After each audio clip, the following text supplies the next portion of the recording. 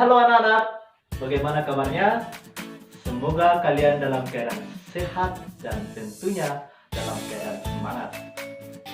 Baik anak-anak, pada pertemuan kali ini kita akan membahas tentang sistem peredaran darah pada manusia.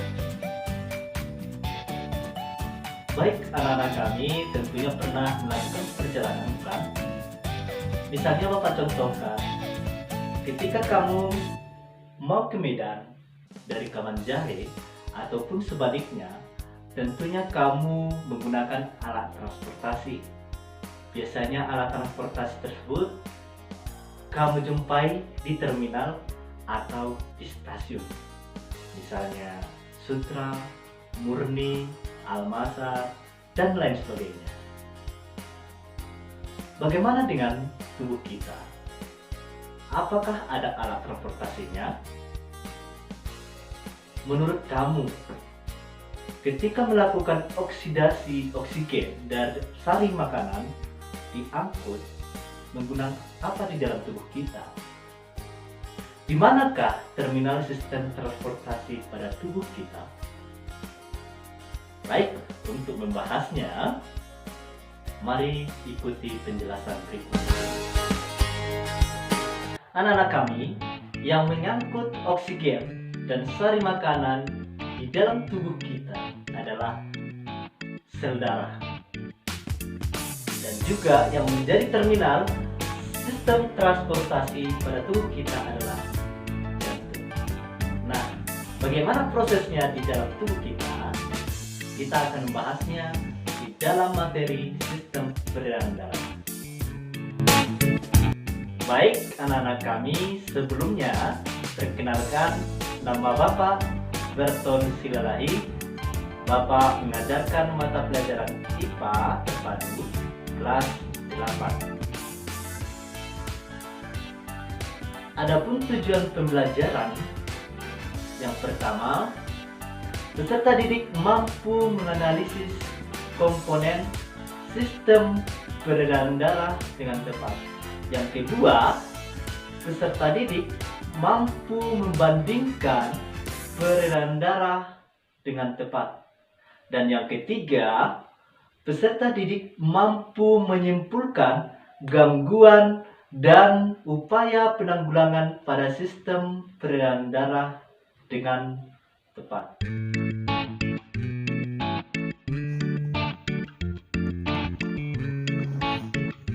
Baik anak-anak, kita lanjutkan materi kita mengenai komponen sistem peredaran darah. Komponen sistem peredaran darah terdiri atas darah, pembuluh darah, ya, di sana nanti kita membahas tentang arteri dan juga vena, serta yang ketiga nanti mengenai jantung, ya. Nah, yang pertama mengenai darah. Darah terdiri atau tersusun atas dua bagian, yaitu plasma darah dan juga sel darah. Nah, plasma darah ini terdiri atas 55% dari total darah, sedangkan sel darah ini terdiri atas 45% dari total sel darah. Nah, yang pertama kita bahas mengenai plasma darah. Plasma darah atau cairan darah terdiri atas 90% air, serta 8% protein, 0,9% mineral, dan 0,1% bahan organik. Nah, kira-kira apa saja yang termasuk protein, mineral, dan bahan organik bisa kamu lihat di layar, ya. Nah, protein yang larut di dalam darah sering juga disebut dengan protein darah. Selanjutnya mengenai sel darah. Sel darah yang terdiri atas 3 macam, yaitu sel darah merah atau sering juga disebut dengan eritrosit, kemudian sel darah putih sering juga disebut dengan leukosit, kemudian yang ketiga adalah mengenai trombosit atau keping darah, ya.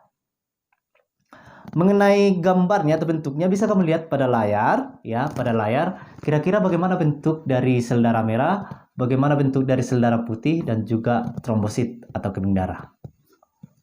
Mari kita bahas satu-satu. Yang pertama mengenai sel darah merah atau eritrosit. Eritrosit ini berfungsi untuk mengangkut oksigen atau juga mengangkut nutrisi atau sari-sari makanan ya yang dibutuhkan oleh tubuh. Ciri-ciri dari eritrosit ini, yang pertama berbentuk pipi, yang kedua cekung di bagian tengahnya atau sering juga disebut dengan bikonkav, dan juga tidak berhenti ya. Bagaimana bentuk dari sel darah merah atau eritrosit bisa kamu lihat di gambar ya, gambar pada layar. Kemudian setiap 1 mm kubik darah mengandung kurang lebih 5 juta eritrosit. Ya, tentunya sangat banyak ya, karena sel darah merah ini mempunyai fungsi yang sangat berat ya. Tentunya dalam tubuh kita ini memerlukan oksigen yang digunakan untuk sebagai sistem pengangkutan atau transportasi. Nah, selanjutnya mengenai yang terkandung dalam eritrosit. Nah, eritrosit itu mengandung hemoglobin atau Hb ya, yaitu suatu senyawa protein yang mengandung unsur besi ya. Nah, apakah fungsi dari hemoglobin? Nah, fungsi dari hemoglobin itu adalah untuk mengangkut oksigen dari paru-paru dan mengedarkannya ke seluruh jaringan tubuh. Eritrosit dibentuk oleh sumsum merah tulang pipi ya. Setelah eritrosit berumur kurang lebih 120 hari atau sekitar 3 bulan, maka sel menjadi usang, asal sel darah menjadi usang, eritrosit pun akan dirombak oleh hati dan limpa. Nah, di dalam hati hemoglobin diubah menjadi zat warna empedu atau bilirubin. Sedangkan unsur besi di dalam hemoglobin digunakan lagi untuk membuat eritrosit yang baru. Jadi seperti itu ya proses sel darah, pembentukan sel darah merah ya. Nah, selanjutnya mengenai sel darah putih. Sel darah putih atau sering juga disebut dengan leukosit, yaitu berfungsi untuk membunuh bibit penyakit dan membentuk zat antibodi. Tentunya ini sangat diperlukan oleh tubuh kita ya, untuk menangkal penyakit-penyakit yang sekarang ini mewabah di sekitar lingkungan kita atau di sekitar daerah kita ya. Ini sangat penting. Nah, bagaimana leukosit atau bagaimana ciri-ciri dari leukosit? Leukosit bening, tidak berwarna, dan bentuknya tidak tetap seperti amuba ya. Nah, jumlahnya setiap 1 mm kubik darah terdapat 8.000 leukosit ya. Tadi sel darah merah sekitar kurang lebih 5 juta ya. Tentunya ini sangat diperlukan oleh tubuh ya, mempunyai peran masing-masing.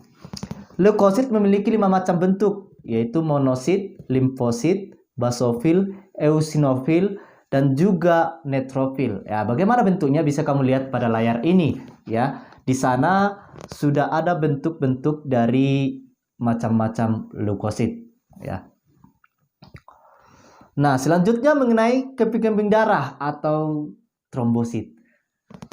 Trombosit berfungsi untuk membekukan darah. Trombosit berbentuk kecil, tidak teratur, dan tidak berhenti. Setiap 1 mm kubik darah terdapat kurang lebih 250.000 trombosit. Nah, anak-anak kami, jumlah dari sel darah ini memiliki variasi ya. Nah, tentunya sel darah ini atau sel-sel darah ini mempunyai perannya masing-masing yang tentunya sangat diperlukan oleh tubuh ya. Nah, selanjutnya mengenai trombosit, memiliki enzim trombokinase yang dimana nantinya sangat diperlukan oleh tubuh. Nah, karena tadinya trombosit itu fungsinya untuk membekukan darah, bagaimana kalau seseorang itu terkena luka atau terkena sayatan sehingga mengeluarkan darah? Nah, pernah kamu lihat, mungkin anak-anak kami pernah mengalami bagaimana jika kita atau anak-anak kami terkena sayatan, darahnya akan keluar, lama-kelamaan akan membeku atau menggumpal. Nah, bagaimana proses pembekuan darah tersebut? Nah, yang pertama, trombosit akan pecah. Jadi ketika darah keluar karena terluka, trombosit akan pecah. Nah, di sana enzim trombokinase keluar dari trombosit. Karena pengaruh ion kalsium dan dalam darah, maka enzim trombokinase tersebut akan mengubah protrombin menjadi trombin. Ya. Nah, trombin tersebut akan mengubah fibrinogen menjadi benang-benang fibrin. Nah, benang-benang fibrin tadi menyebabkan luka tertutup dan tidak mengeluarkan darah terus-menerus. Nah, seperti itu dia proses pembekuan darah, sehingga darah yang tadinya tangan kita terluka atau kaki kita terluka atau bagian tubuh kita yang terluka yang semula mengeluarkan darah membeku secara tiba-tiba atau membeku secara perlahan. Nah, proses pembekuannya itu seperti itu tadi, ya. Di sana ada enzim trombokinase dan juga ada protrombin, ada trombin dan juga ada fibrinogen dan benang-benang fibrin. Nah, protrombin adalah senyawa protein yang dibentuk hati dengan bantuan vitamin K. Selanjutnya kita melihat perbandingan antara eritrosit, leukosit, dan juga trombosit. Nah, bisa kamu lihat pada tabel ya perbandingan dari sel-sel darah tersebut.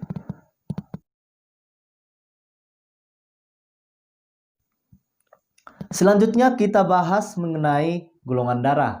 Nah, golongan darah menurut Karl Landsteiner ya, golongan darah manusia dikelompokkan menjadi 4 berdasarkan ada tidaknya aglutinogen dan juga agglutinin ya. Golongan darah digolongkan menjadi golongan darah A, B, AB dan juga 0. Nah, tentunya adanya penggolongan darah ini sangat diperlukan oleh manusia. Manakala ada orang yang sangat memerlukan darah atau kekurangan darah pada saat kecelakaan, tentunya darahnya sudah bercucuran atau sudah banyak yang keluar. Nah, tentunya orang tersebut sudah kekurangan darah. Dan juga pada saat operasi banyak darah yang dibutuhkan. Nah, disinilah fungsinya penggolongan darah. Jadi setiap orang harus tahu kira-kira dia golongan darah apa, ya, dan dia bisa menerima golongan darah dari darah apa. Nah, tentunya ini sangat bermanfaat bagaimana penggolongan darah ditemukan oleh ilmuwan tadi. Nah, selanjutnya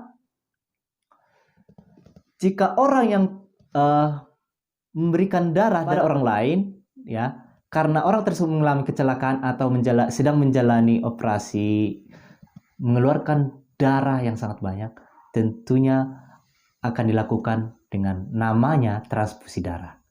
Ya. Nah, orang yang memberikan darah tersebut disebut dengan pendonor, sedangkan orang yang menerima darah tersebut adalah resipien. Itulah mengenai penjelasan tentang darah yang dimana tadi sudah Bapak jelaskan. Di sana ada plasma darah dan juga sel-sel darah. Nah, yang menjadi pertanyaan sekarang adalah bagaimana darah tersebut bisa diedarkan ke seluruh jaringan tubuh? Apakah organ yang berperan di sana? Nah, untuk membahasnya kita akan lanjutkan di video selanjutnya. Maka jangan lupa untuk menonton video pembelajaran selanjutnya mengenai organ peran darah pada manusia. Semoga apa yang Bapak sampaikan mengenai darah bermanfaat bagi kalian dan tentunya menambah ilmu dan juga wawasan. Sampai jumpa. Salam.